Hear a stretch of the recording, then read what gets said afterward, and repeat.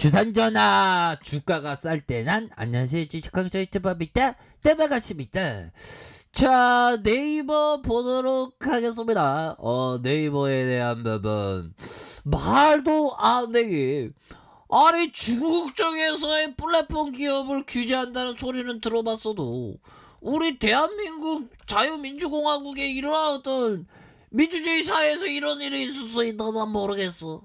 자, 보면요, 중국 규제에 추락하는 홍콩 증시 ELS 투자자도 흔들었네. 야, 보면. 자, 이렇게 해서 그 홍콩 기업 지수에 대한 부분 폭락하면서 ELS 투자자들이 우려가 커지고 있는, 그래서 조기 상한 실패에 이어서 추가 하락 시에 원금 손실 가능성에 대한 부분, 이게 상품이라는 게, 이런 상품이라는 게 별로 안 좋습니다. 보면 홍콩 H지수 기반 ELS 투자 자금은 묶여 있는 가능성에 대한 부분이 크다. 그래서 자, 중국 정부발 규제 리스크로 급락한 홍콩 H지수가 낙폭을 회복하지 못하는 그런 어떤 부분, 이렇게 해서 주가에 있어서 다시 좋아지는 모습이 충분히 보여줘야 하는 이런 부분이 되겠죠. 그래서 지수형 ELS는 특정 지수 가격의 상한선을 미리 정해둔지 해당 범위 안에 움직이면 수익이 나도록 하는 이런 어떤 설계 상품이라는 거죠. 이런 어떤 부분에서 최근에 좀 하락하니까 난 수사해 주겠어 보면. 자, 중국 기업들이 뭐 이런 어떤 포기하는 건데, 형들은 우리 네이버 정말 쌀 때 사자여서 우리 개미 형들 진짜 우리가 깃발을 들고 정말 우리 한번 살아보자. 우리 씨디기, 은행에 씨디기 주말에 뽑으면 500원 수수료 나오니까 평일에 뽑는 이 절약 정신이 하는 그 서민의 삶을 우리가 생각하자 보며, 그렇게 해서 쌀 때 사자. 네이버 카카오 1조 5천원 이렇게 해서 개미들은 카카오 1조와 네이버 5천원 이상 사들을 규제 우려에 대한 부분, 그래서 외국인들의 순매도가 1위, 카카오가 올라, 그래서 주가 조정이 가도하고 장기적 서비스 운영에 도움이 된다. 그래서 자, 유가증권 시장에서 오히려 더 이 공포에 대한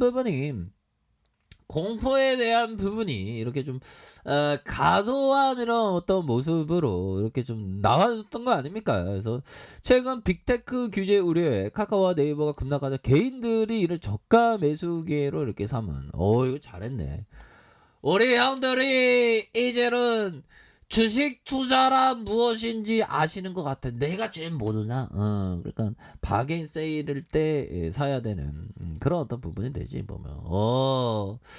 자, 형들아, 바겐 세일이었던 때가 바로 그 손정희 형일 때죠. 옛날에 초반에 정식 직원을 채용할 돈이 없어서 아르바이트생 2명을 이렇게 뽑았는데, 그래서 정희 형이 나는 일확천금 본다고 하니까 제 사기꾼이 나는 도망갔다는 거야, 알바생. 자, 게다가 그 중에 한 명은 월급을 못 받을 것 같은 불안감에서 그만두었다. 그래서 알바생 그거 2명 있는데 그 한 명이 어디로 갔는지, 지금 한 명은 진짜 땅을 치면서, 야, 내가 정희 형하고 함께 했으면 내가 일확천금 벌었을 건데, 나에겐 그런 게 없었구나, 뭐 이런 어떤 안타까움, 단식, 그런 게 있겠죠. 자, 나는 19세에 내 꿈을 설계, 20대에 내 분야에서 이름을 얻고, 30대에 1천억 엔을 모으고, 40대에 정명승부하는 이런 부분. 정면수부에 대한 부분 중요시 봐야 됩니다. 근데 이 건강이 항상 중요해. 투자에서도 건강이 중요해. 저는 이거 보면 손가락 다쳐갖고, 손가락 이 색깔이 괜찮아지네. 이 손가락 오래가네, 손가락 다치니까.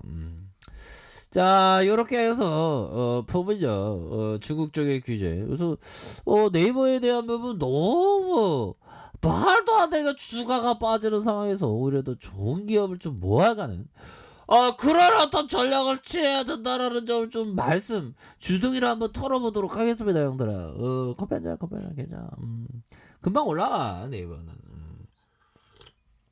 네이버는 금방 올라오는데 뭐.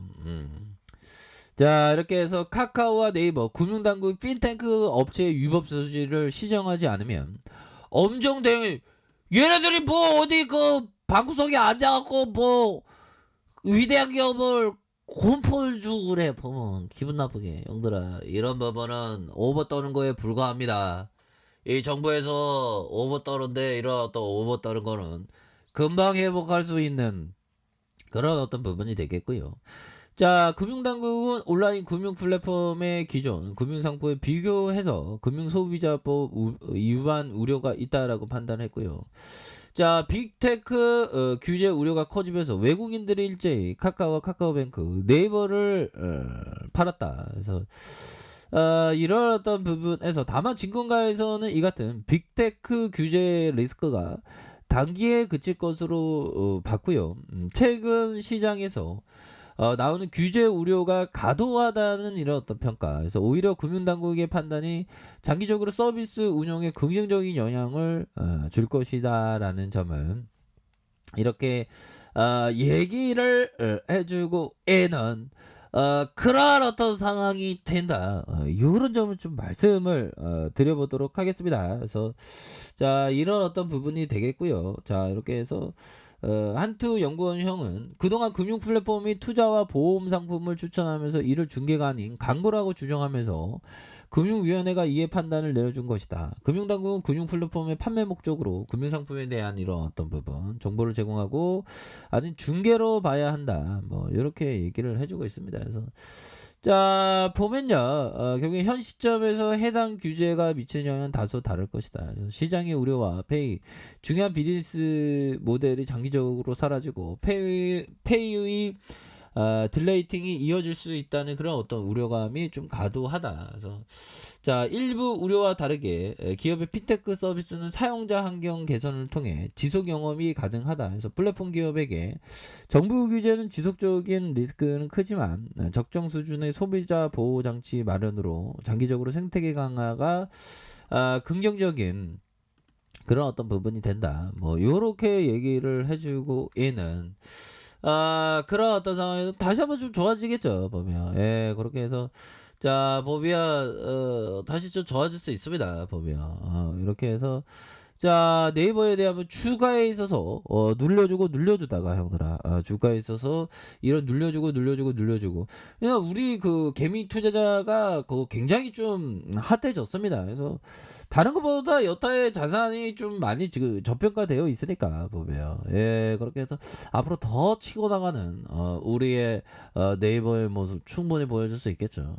자, 주먹에 대한 부분 살펴보면 20주선에서 자, 하방에 대한 부분에서 다시 하방에 대한 부분 슈팅, 하방에 대한 부분 슈팅해서 눌려줬다가 형들아, 눌려줬다가 수급에 대한 부분 바짝 당겨줄 수 있는 그런 어떤 가능성에 대한 부분이 굉장히 좀 많이 있다. 이런 어떤 점을 좀 말씀을 드려보도록 하겠습니다. 보면, 예, 결국에는 주식이라는 거 항상 그 우리들이 실패했었던 건 뭐죠?